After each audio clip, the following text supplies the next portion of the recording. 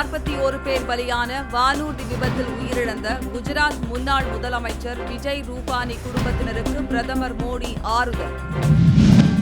அகமதாபாத்தில் விபத்தில் சிக்கிய வானூர்தியிலிருந்து கருப்பு பெட்டி மீட்பு, விபத்துக்கான காரணம் விரைவில் வெளியாக வாய்ப்பு. நாகை மாவட்டத்தில் குறுவை சாகுபடிக்கு தேவையான விதை மற்றும் உரம் போதுமான அளவு உள்ளதாக ஆட்சியர் ஆகாஷ் தகவல். ஜூலை 25 தமிழக மக்கள் உரிமை மீட்பு பயணத்தை தொடங்குகிறார் அன்புமணி ராமதாஸ். நவம்பர் 1 வரை நடைபெறும் என அறிவிப்பு.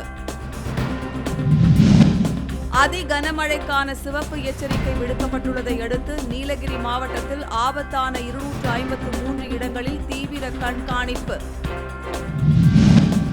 மருத்துவ கழிவுகளை கொட்டினால் குண்டர் சட்டத்தில் நடவடிக்கை எடுக்கும் சட்ட முன்வரைவுக்கு ஆளுநர் RN ரவி ஒப்புதல். சாதனை மாணவர்களுக்கு 3ஆம் கட்டமாக பாராட்டு விழா, இளைய காமராசர் என அழைக்க வேண்டாம் என நடிகர் விஜய் அறிவுறுத்தல்.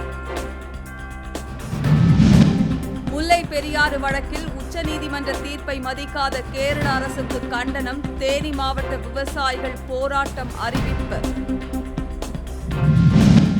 திருச்செந்தூர் அருகே வழக்கத்திற்கு மாறாக 50 அடி தொலைவு வரை கடல் உள்வாங்கியதால் மீனவர்கள் அதிர்ச்சி. சிறுமுகையில் மீட்கப்பட்ட குட்டி யானையை பொள்ளாச்சி டாப் ஸ்லிங் முகாமுக்கு கொண்டு சென்ற வனத்துறை, பராமரிக்க 2 பாகன்கள் நியமனம்.